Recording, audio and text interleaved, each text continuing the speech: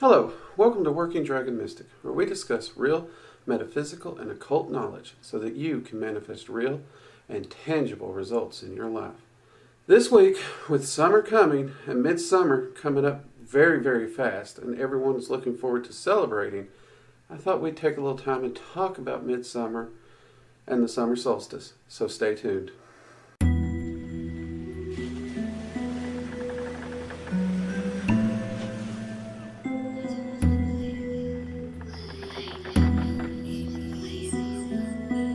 Okay, so this week we're going to be talking a little bit about the summer solstice, or midsummer, as it is often called, and some people even refer to it as Letha. I've always referred to it as midsummer or summer solstice, so those will probably be the two I use the most, though I'll try and stick with summer solstice. Now, what is the summer solstice? Well, put very simply, the summer solstice is the longest day of the year. It is when we have the most hours of daylight and the least hours of nighttime. And of course, the winter solstice is when that exact ratio is flipped. Many people also mark the summer solstice as the beginning of summer. And indeed it is, at least where I live. I've had some people argue this, but every time I keep looking it up, midsummer is the start of the calendar summer, or the summer season. Which is one of the things that I do think does confuse people, because it starts summer. The summer solstice is when summer starts, but some people refer to it as midsummer, which makes it sound like it's halfway through summer. But that name does have a purpose, and we will get to it. Now, a lot of people, anytime they're wanting to celebrate an equinox, a solstice, or any of the Sabbaths for that matter, they try to think about what types of magic or ritual focuses they can do for this particular season. I was always taught that love magic, marriage, divinations, and life were always the primary ritual focuses here. Now, life can be defined as a lot of different things: abundance, bringing things in, growth. I've heard people define that one in a lot of various ways. And indeed, that makes a lot of sense when you consider how active, how full of celebrations summers are. Whether it be picnics, walks, hiking, camping, boating, swimming, bonfires, fireworks, the whole shtick. And in fact, I would say bonfires are perfect for midsummer. Summer solstice has indeed been seen as a fire festival for a very long time. And one of the most popular things is to light fires and let them burn throughout the night. Kind of honoring the sun, honoring the day, honoring the seasons, those kinds of things. And definitely where I grew up, summer was always bonfire season. We would have a lot of time going out. We'd be at the lake all day long, having a good time, grilling, and we'd end up with a bonfire at night. We just didn't want to stop, so we lit a large bonfire and continued going. But to be fair, where I come from, we do bonfires in almost every part of the seasons. Now, the summer solstice is also celebrating the height of summer. I know what you're thinking. Drake, you just said it's not the midpoint of summer, it's the start of the calendar summer. It is. But we're not talking necessarily seasonal summer, or calendar, I should say. We're not talking calendar summer. We're talking on a slightly different scale. And I've heard this argued. It's people used to measure the start of summer differently than when we do. So summer would have started sooner than when we celebrate midsummer or a summer solstice. And I'll be honest, I have researched, and there is no way to nail this down. Not to mention the seasons differ from hemisphere to hemisphere. However, I have noticed that there is perhaps a good reason we call this midsummer. And it is halfway through the year. It marks halfway through the turning point. We are halfway to the next solstice. and it is the summer solstice. So it's the midpoint and the summer solstice. I honestly think that is perhaps the most logical and solid reason for the names and its positioning. Now, a common theme at the summer solstice, especially amongst pagans, is the Holly King and the Oak King. This is one of the 2 times a year where these two archetypes battle or duke it out to see who will rule over the next half of the year. This being the height of summer, this is the fight where the Oak King actually loses to the Holly King.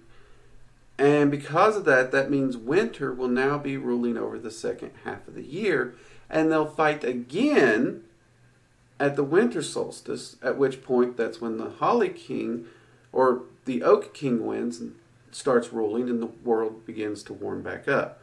So it is at this point we have hit the height of summer, and summer's starting to wane, it's starting to weaken, and because of that, we are moving into the winter seasons.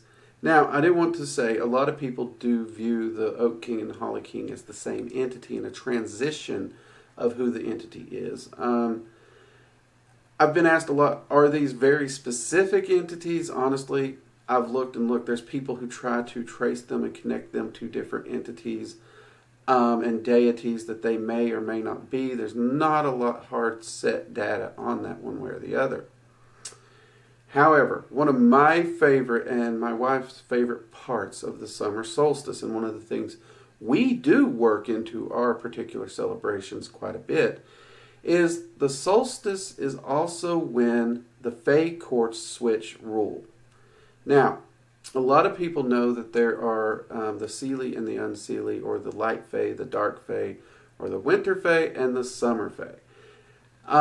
They get these names because of when they rule. And a lot of people want to think that this means only one court can rule Earth at a time. That's not the case. In fact, look at the hemispheres. The courts always have some influence period. But the major influence they have will be based on what hemisphere. And for the northern hemisphere where I live at the summer solstice, that is when the winter court steps up, and the summer court actually moves to the southern hemisphere, because the southern hemisphere will be finishing up their winter and moving into their summer, as we're finishing up our summer and moving into our colder half of the year.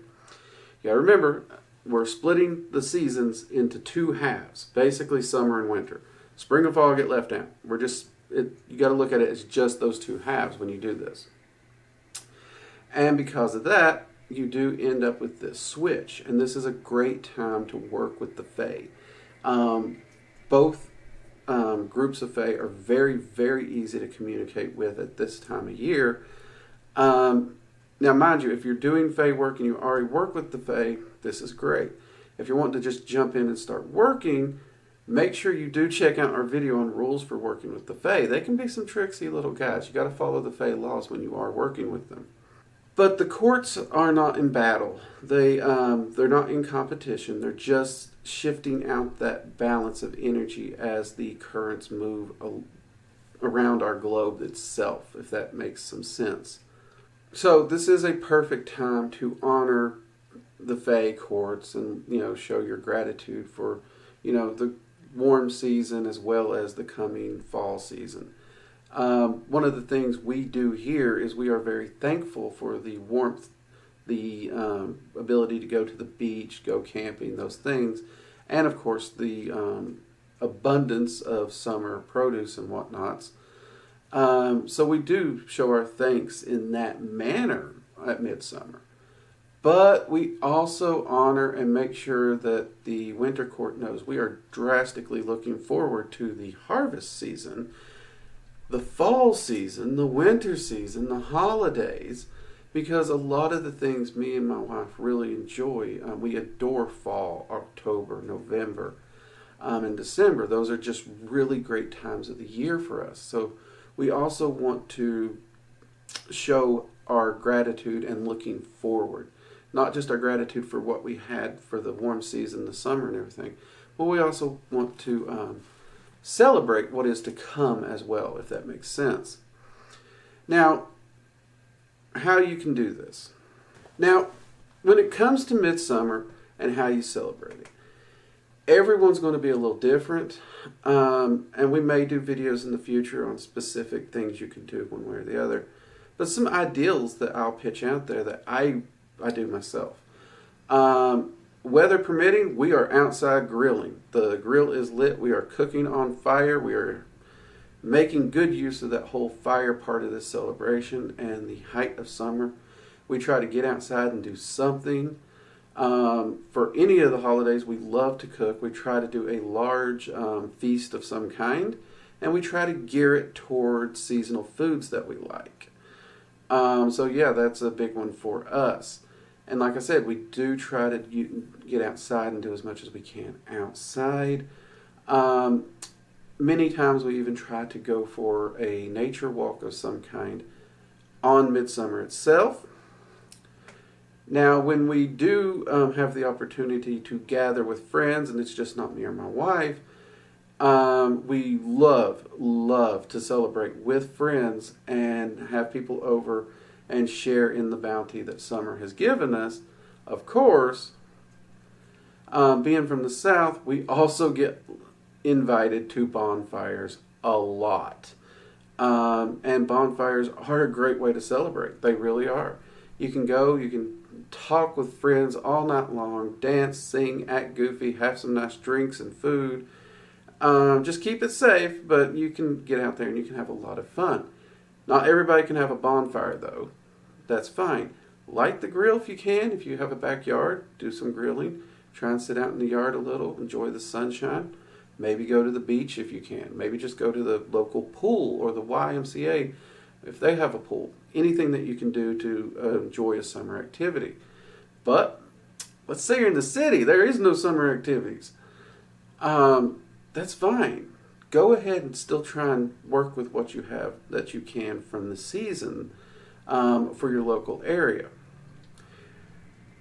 And also, the easiest thing that you can do, if you let's say you can't do your shopping, okay, make a dinner special, do something, fix your favorite food if nothing else, and fix a little bit for the Fae. Make sure you have a plate for both courts, or the Fae as a whole, or one plate for the Fae as the whole, either way you want to do it. And you can celebrate in your apartment very easily in that way. But the big thing when it comes to the summer solstice, enjoy the time of year, enjoy the energy. The summer solstice is one of those times when the energy of summer is at its height. So any magic or anything you want to do, you can pull on that heavy, heavy summer nature solar energy patterns and definitely use that to fuel your magic. It's also a great time to sit down and do a little reviewing on your journals about your working so far this year. What have you done? What has manifested? What hasn't manifested? Evaluate that and begin to plan and create a plan of action for the second half of the year leading up to Yule. Okay? I hope this video gives you a few ideas on how to celebrate the summer solstice. I wanted to try and keep it practical. A lot of people do the spiritual and religious side of these holidays, and I get a lot of emails asking for practical ways to celebrate them for people who are just wanting to have a chance to celebrate the holidays in a magical way and maybe not religious. And I understand that, believe me. You all know I'm not religious or anything, but me and my wife, we do love to celebrate, and the solstice and the equinox really hold a lot of value to us. And I think I'm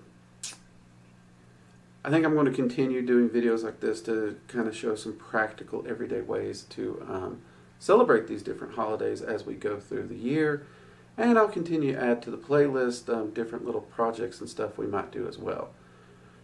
All right. Now, with that said, everyone, if you haven't already, hit that like button. Let the algorithm know you like what we're doing. It tells YouTube to show the video to more people. Help us get information out to all the seekers. Also, join us Friday and Sunday, 7 p.m. Eastern Standard Time, We do live streams.